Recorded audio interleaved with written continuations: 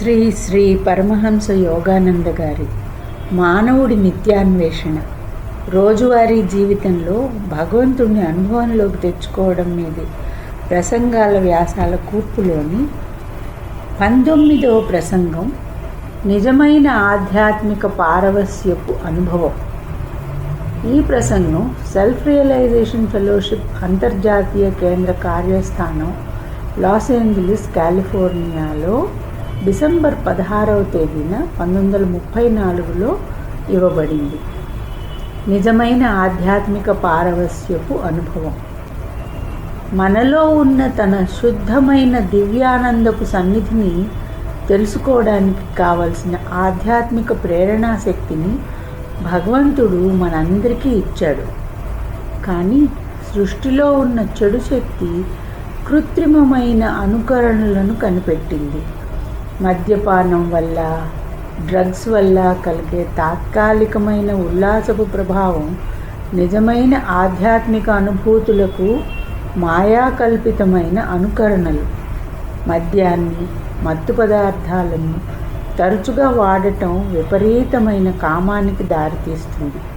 అది మనస్సును ఎంతో ఎక్కువగా శరీర చైతన్యానికి బంధించడం వల్ల ఆధ్యాత్మిక ప్రేరణాశక్తి సన్నగిల్లుతుంది. చాలామంది దుఃఖకరమైన లేదా బాధాకరమైన అనుభవాలను, కలతలను మరచిపోవడానికి మద్యం తాగుతారు. కానీ అలాంటి మరుపు మానవుడి సహజమైన ఆత్మజ్ఞానాన్ని దొంగిలిస్తుంది. శాశ్వతమైన ఆనందానికి, తన సమస్యలను అధిగమించటానికి ఏ శక్తిని ఉపయోగించాలో ఆ అంతర్గత ఆత్మజ్ఞానాన్నే కొల్లగొడుతుంది.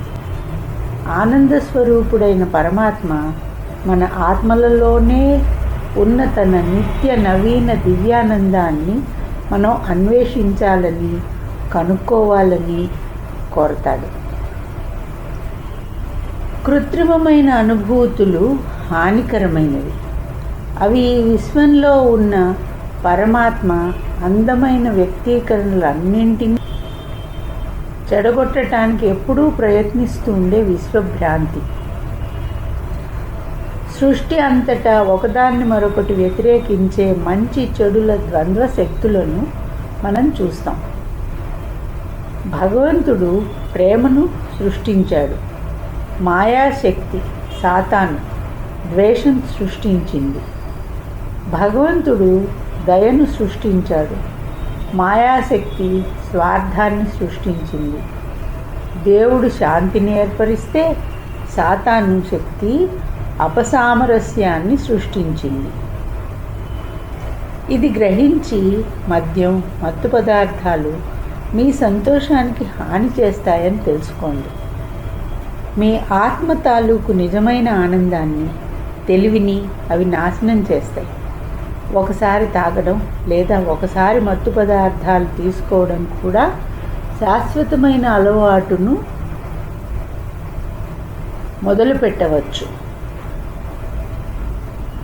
ఈ మత్తు పదార్థాల దగ్గర ఫుట్నోట్లో ఈ విధంగా రాసింది: పేరొందిన ఒక వైద్యుడు వాడటం అవసరం అని రాసిస్తే ఆయన పర్యవేక్షణ కింద తీసుకునేది ఇందుకు మినహాయింపు.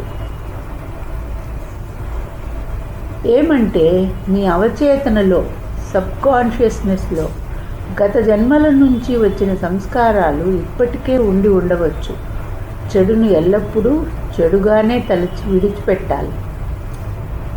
ఆధ్యాత్మిక పారవస్య మధువు సాటి లేనిది. ఒకసారి మీరు ఆధ్యాత్మిక పారవస్య మధువును కనుక రుచి చూస్తే మరే ఇతర అనుభవము దానికి సాటి రాదని మీరు తెలుసుకుంటారు. ధ్యానం చేయడం ఎలాగో మీ పిల్లలకు నేర్పడం ద్వారా వాళ్లలో దైవ చైతన్యాన్ని నెలకొల్పడానికి ఎప్పుడూ ప్రయత్నించండి. ఆ విధంగా వాళ్ళు భ్రాంతిజనకమైన నకిలీ ఆనందాల నిప్పుతో ఆటలాడడానికి ప్రలోభపడరు. పవిత్రమైన దివ్యానందం ఎన్నడూ అంతం కానిది. కానీ మద్యం వల్ల, మత్తు పదార్థాల వల్ల వచ్చే సంతోషం కొద్ది కాలం ఉండేది, చిట్ట చివరికి దుఃఖాన్ని తెస్తుంది. ప్రతి రాత్రి నిద్రలో మీరు శాంతి ఆనందాలను రుచి చూస్తున్నారు.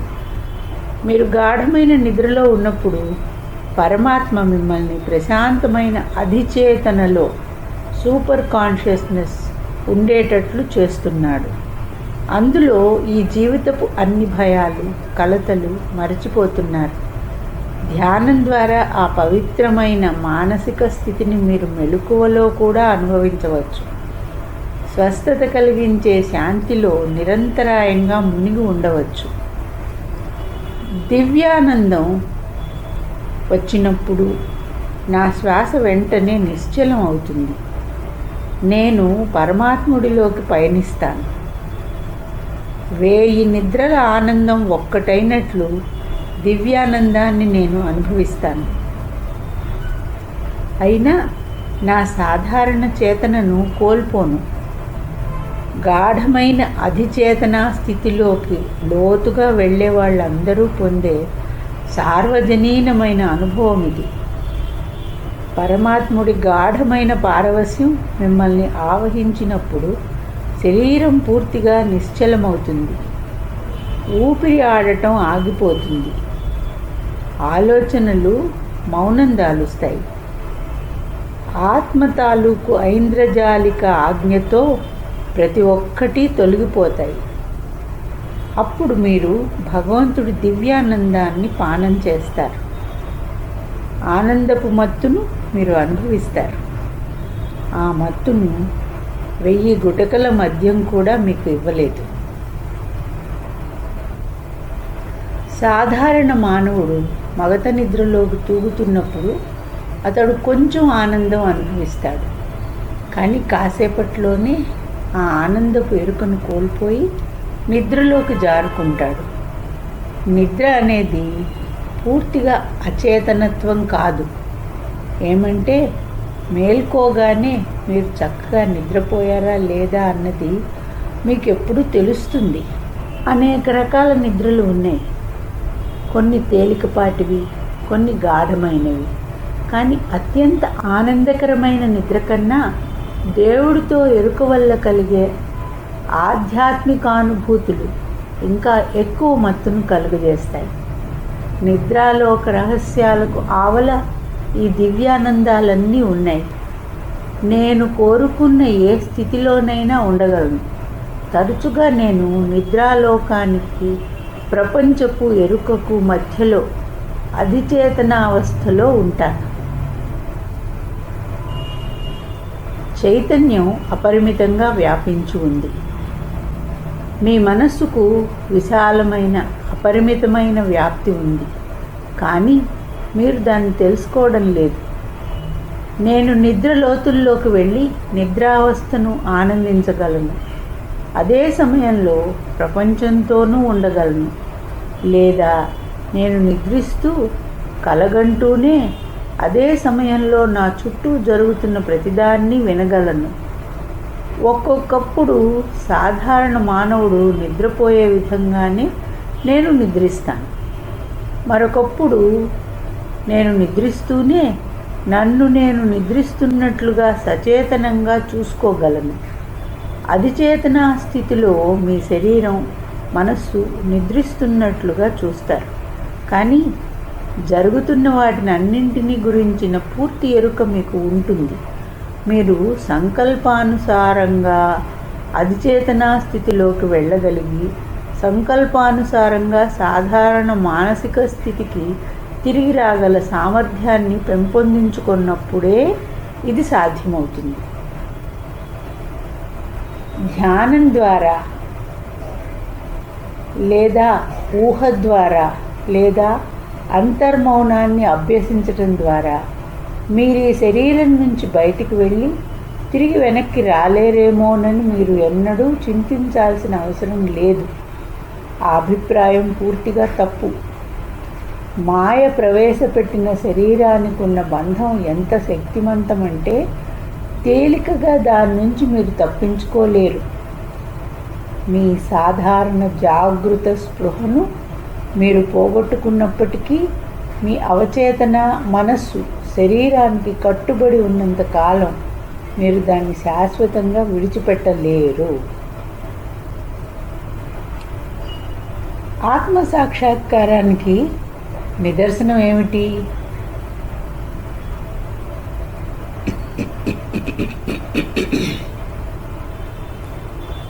మీరు దేన్నైనా చాలా బలంగా ఊహించినట్లయితే అది కళ్ళకు కట్టి ఆంతరికమైన వాస్తవం లేని భ్రమ అవుతుంది.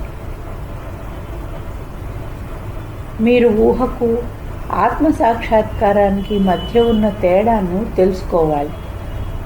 ఆత్మ సాక్షాత్కారానికి మీలో ఉన్న దైవ చేతనకు నిజమైన నిదర్శనం ఏమిటంటే మీరు నిజంగాను బేషరతుగాను ఆనందంగా ఉండటం. ధ్యానంలో మీరు ఎక్కువగా నిరంతరాయంగా ఆనందాన్ని పొందుతూ ఉన్నారంటే భగవంతుడు మీలో తన ఉనికిని ప్రకటన చేస్తున్నాడని మీరు తెలుసుకోవచ్చు.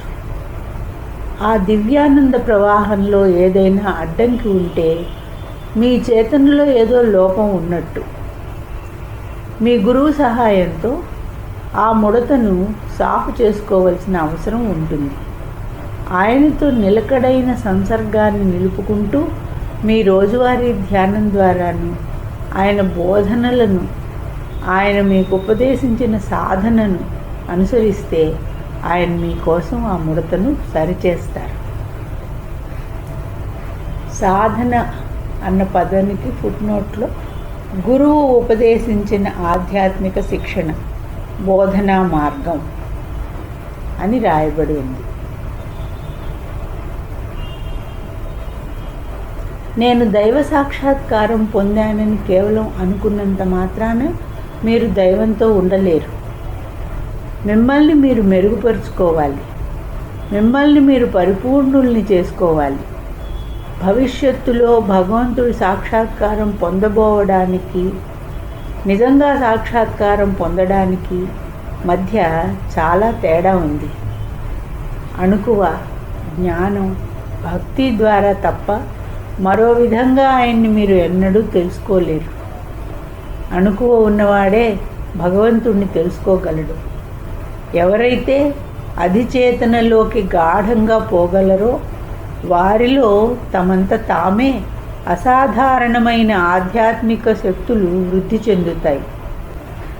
ప్రకృతి శక్తుల మీద వారికి నియంత్రణ ఉంటుంది. కానీ నిజమైన దైవచేతనలో ఉన్న ఏ మనిషి తన శక్తులను తెలివి తక్కువగా అహంకారపూరిత ప్రదర్శన కోసం ఉపయోగించడు.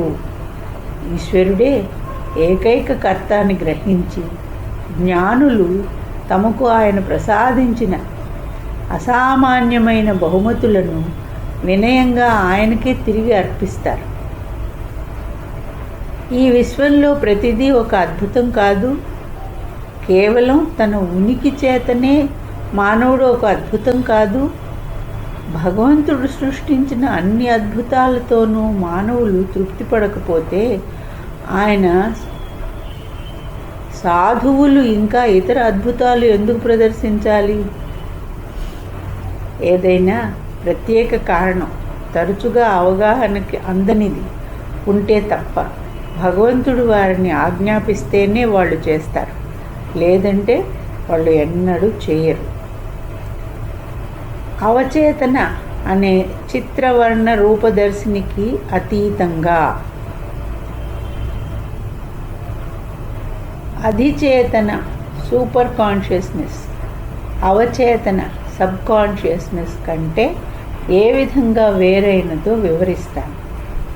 మెలకువగా ఉన్నప్పుడు కానీ నిద్రలో కానీ ఏ విధమైన బాహ్య ప్రేరణ లేకుండా మీరు మీ సంకల్పానుసారంగా ఎరుకతో మీ శరీరంలో ఏ విధమైన సంవేదనైనా కలిగించగలిగిన స్థితి అధిచేతన స్థితి.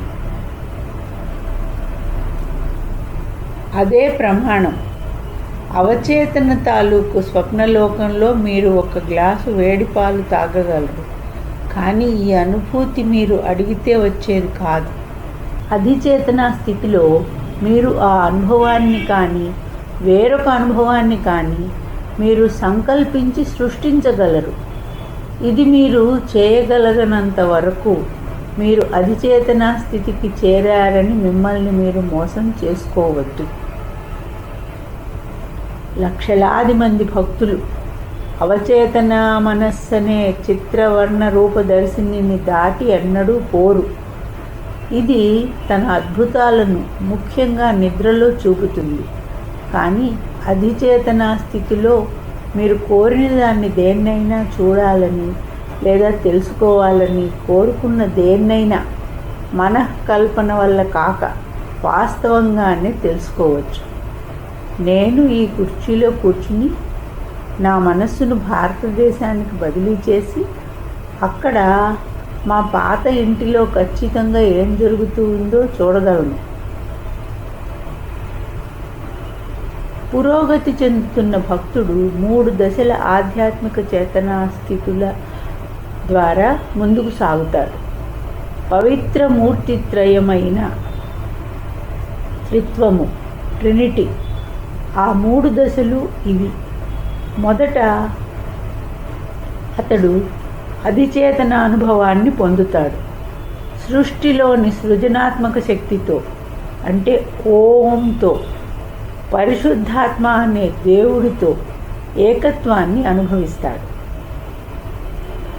తర్వాత కూటస్థ చైతన్యం లేదా క్రీస్తు చైతన్యం సృష్టిలో ఉన్న అనంత జ్ఞానంతో తత్ దేవుడి కుమారుడితో కలవడం వస్తుంది. చివరికి అతడు అత్యున్నతమైన విశ్వచేతనను, సృష్టికి అతీతమై ఉన్న సత్యాన్ని, అనిర్వచనీయమైన కైవల్యాన్ని, కేవల దైవం సత్ను, తండ్రి అయిన దేవుణ్ణి సిద్ధింపచేసుకుంటాడు. ఒక్కోసారి ఒక భక్తుడు అవచేతనలో ఉండిపోతాడు. ఒక్కొక్కప్పుడు అతడు అధిచేతనకు, కూటస్థ చేతనకు పైకెత్తబడతాడు. కొద్దిమంది మహాత్ములు కూటస్థ క్రీస్తు చైతన్యానికి అతీతంగా విశ్వచేతనలోకి, కారణరహిత బ్రహ్మంలోకి వెళ్ళగలుగుతారు. కూటస్థ చైతన్య స్థితిలో ఉన్నప్పుడు విషయాలను అనుభూతం చేసుకోవడానికి ముందుగా వాటిని మానసికంగా చూడనక్కర్లేదు. మీరు భారతదేశాన్ని చిత్రీకరించుకోని అవసరం లేదు. మీరు అక్కడ ఉన్నారు. మీరు సృష్టిని అంతటినీ ఎరిగి ఉన్నారు. ఆ విధమైన అనుభూతి ఒక అంతులేని విస్తారమైన చైతన్యం. మీరు గడ్డి పరకలో ఉన్నారు. కొండ శిఖరం మీద ఉన్నారు. మీ శరీరంలోని ప్రతి కణం తాలూకు ఈ బ్రహ్మాండంలోని ప్రతి అణువును అనుభూతి పొందగలరు. కానీ విశ్వ చైతన్యం, దానికి కూడా ఇంకా ఆవల ఉన్నది. మొత్తం సృష్టిలో మీ ఉనికిని అనుభూతం కావించుకున్నప్పుడు, సృష్టికి ఆవలనున్న ఆనందాన్ని కూడా తెలుసుకున్నప్పుడు మీరు దేవుడి వంటివారు. నిజమైన ఆధ్యాత్మిక పారవస్యపు అనుభవం అనే ప్రసంగం ఇంతటితో సమాప్తం.